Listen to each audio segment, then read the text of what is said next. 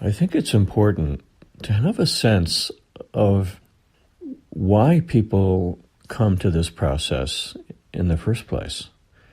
What possibility do they sense, and what potential are they responding to?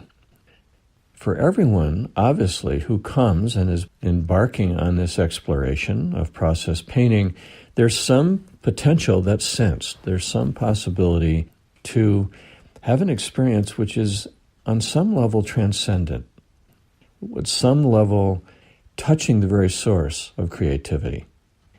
This spontaneous mind, that part of the human psyche which is not determined by thought, by thinking, that which comes unbidden.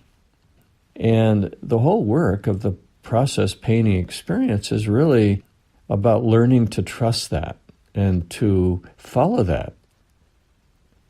And so the principles are really designed to do this. They're designed to create an environment in which this spontaneous intelligence can flower.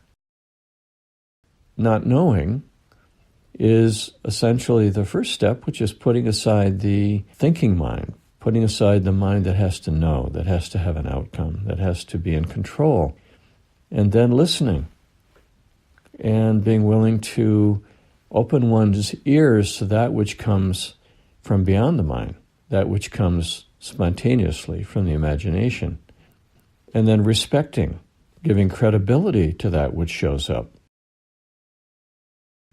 and then following the energy and recognizing that there's a relationship that you have internally with that spontaneous intelligence, that it actually speaks to you through feeling, that it speaks to you through a sense of rightness or not rightness, which has nothing to do with liking or disliking, but has a deeper quality, a sense of resonance.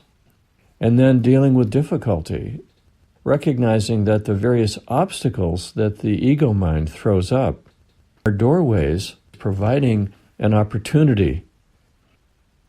And then, of course, not being distracted by the narrative mind and the control that's associated with then creating a story and coming back into a sense of complacency and security around having a story. And then finally, completion, which is having let go, having given over, fully present in that.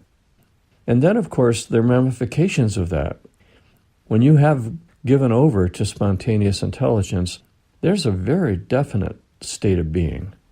Sometimes it's one of tranquility. It's certainly a sense of being more at peace, more settled, more at home with oneself.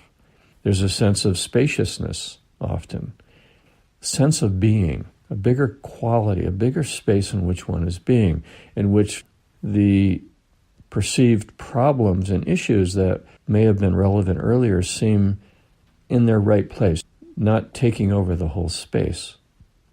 Also a sense of insight, and this is something that very often arises, bringing some aha about oneself, a kind of evolution of our own sense of self, which goes beyond the ego.